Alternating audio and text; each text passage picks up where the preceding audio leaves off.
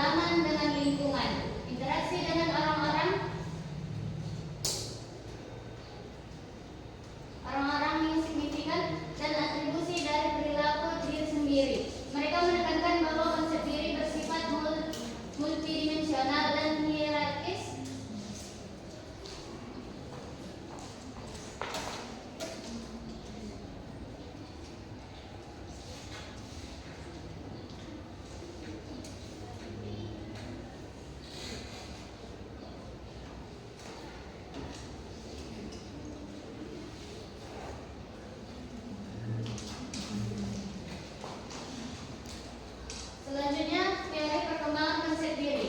Seseorang dengan konsep diri yang positif dapat mengeksplorasi dunianya secara terbuka dan jujur karena latar belakang penerimanya sukses. Konsep diri yang positif berasal dari pengalaman yang positif yang mengarah pada kemampuan pemahaman karakter individu dengan konsep diri yang positif. Yang pertama, yaitu mampu membina hubungan pribadi, mempunyai teman dan gampang bersahabat, yang artinya mendengarkan dengan penuh perhatian, menunjukkan empati dan ketulusan, serta ramah, murah senyum, dan menghargai orang lain. Yang kedua, mampu berpikir dan membuat keputusan, menunjukkan pentingnya kombinasi berpikir kritis, logis, dan kemampuan mengambil keputusan dengan berbagai situasi kehidupan. Yang ketiga, dapat beradaptasi dan menguasai lingkungan, keterbukaan untuk belajar, ketekunan dan kemampuan untuk berkomunikasi dengan orang lain.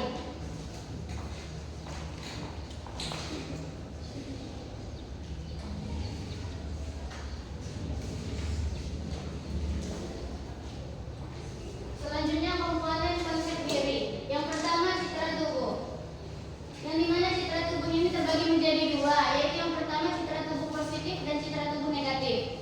Citra tubuh positif adalah seseorang yang merasa percaya diri dengan dirinya, terlepas dari standar kecantikan orang lain yang ada. Yang kedua, citra tubuh negatif, yaitu seseorang yang tidak merasa puas dengan dirinya sendiri karena membandingkan dirinya dengan orang lain. Yang kedua, ideal diri. Ini menggambarkan standar seseorang yang memiliki tentang bagaimana harusnya diri mereka dalam bentuk berbagai aspek kehidupan. Yang ketiga, harga diri. Penilaian atau persepsi seseorang untuk menilai dirinya sendiri. Yang keempat, peran. Dan yang kelima, identitas diri kehidupan. Yang ketiga, harga diri. Penilaian atau persepsi seseorang untuk menilai dirinya sendiri.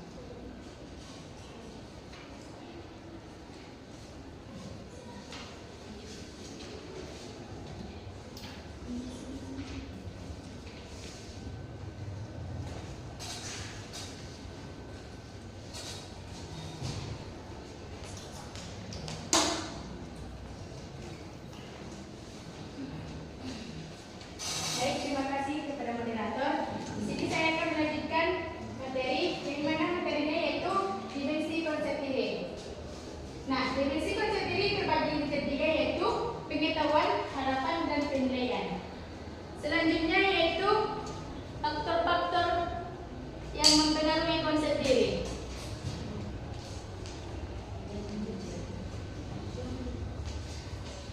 Nah, faktor-faktor yang mempengaruhi konsep diri terbagi menjadi 7, yaitu usia kematangan dan penampilan diri, nama dan julukan, hubungan keluarga, teman-teman dan sebaya, dan kreativitas. Selanjutnya yaitu cita-cita. Nah, usia kematangan itu usia kematangan ialah adanya perbedaan usia kematangan yang membuat remaja merasa rendah diri meskipun perbedaan menambahkan daya tarik fisik. Selanjutnya yaitu nama dan julukan. Nah, remaja peka dan merasa bila teman-teman sekelompok memilih namanya buruk atau bila mereka memberi nama julukan yang bernama cemooh. Selanjutnya hubungan keluarga. Nah, seorang remaja yang mempunyai hubungan erat dengan seorang anggota keluarga akan mengidentifikasikan diri dengan orang lain dan ingin mengembangkannya. Selanjutnya yaitu kreativitas. Kreativitas yang dibilang itu remaja yang semasa kanak-kanak dia seorang akar kreatif dalam bermain dan dalam tugas-tugas akademis. Selanjutnya yaitu cita-cita, yaitu remaja realistik tentang kemampuannya lebih banyak mengalami keberhasilan daripada kegagalan. Selanjutnya yaitu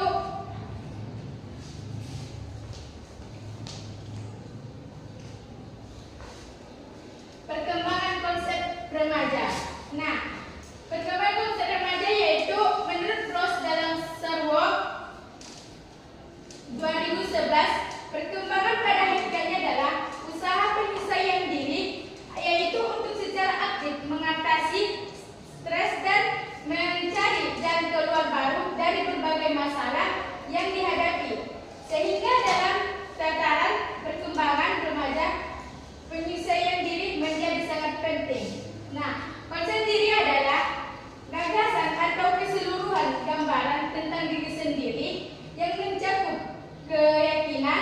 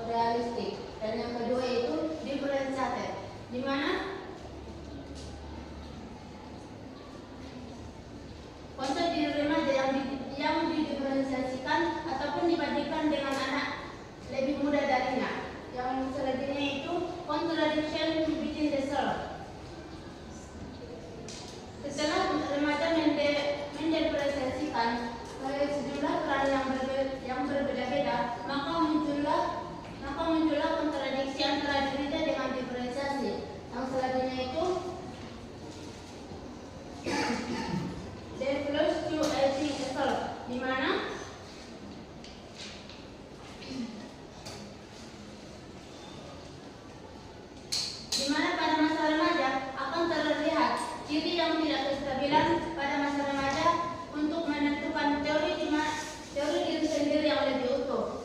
Dan yang selanjutnya itu real and ideal, live and false self, yaitu kemampuan untuk menyadari adanya perbedaan antara diri yang nyata dengan diri yang ideal, di mana menunjukkan adanya kemampuan tingkat kognitif yang berbeda jauh dengan diri yang ideal dan diri yang nyata, sehingga ketidakmampuan mereka untuk menyesuaikan diri. Selanjutnya, social comparison. Biasanya anak remaja itu sering menggunakan social comparison ataupun perbandingan sosial, di mana walaupun mereka tidak menyukainya, akan tetapi memang lebih cenderung menurun pada masa remaja. Dan yang terakhir itu self protective.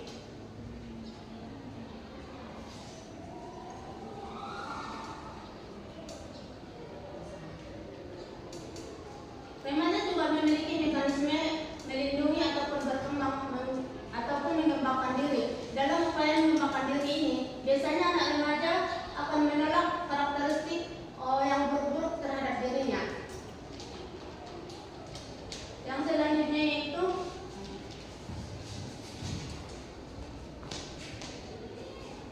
konsep diri dan perilaku. Menurut Volcker 1974, ada 3 peran penting dalam menentukan karakteristik perilaku seseorang. Yang pertama itu self-concept as maintainer of inner consistency, yang artinya konsep diri memainkan peranan dalam mempertahankan keselarasan batin seseorang. Dan yang kedua, self-concept as set of experience. Konsep diri menentukan bagaimana individu memberikan penafsiran atas pengalamannya. Dan yang ketiga, self-concept set of expectation, di mana artinya itu konsep-konsep diri juga berperan. Dan materi yang selanjutnya